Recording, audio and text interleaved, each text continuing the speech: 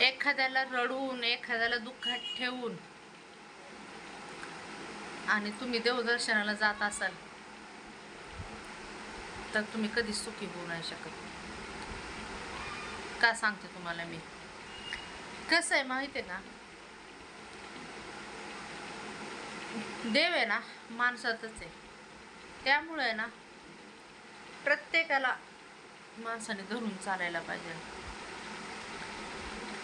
नाहीतर आजकाल तुम्हाला माहिती आहे लोक कसे आहेत. ज्याच्याकडे पैसा त्याला किंमत देतात, ज्याच्याकडे नाही पैसा त्याला नाही देत. एखाद्याचं मन दुखवायचं इथं आणि देवासमोर जायचं आणि डोकं टेकवायचं, देवा मला आशीर्वाद दे तुझं, देवा तुझं कृपा राहू दे माझ्यावर.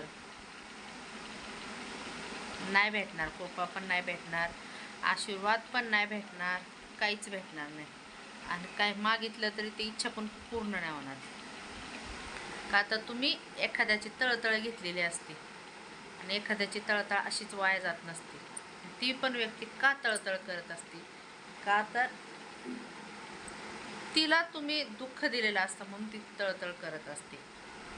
त्यामुळं एवढं ध्यानात ठेवा, कुणाचं मन नाही दुखवायला पाहिजे, कुणाला नाराज नाही व्हायला पाहिजे, हे पहिलं ध्यानात ठेवा.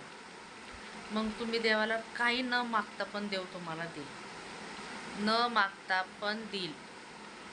आणि तुमच्या नशिबात नसेल तरी तुम्हाला भेटेल ते. त्यामुळं एवढं ध्यानात ठेवा बस.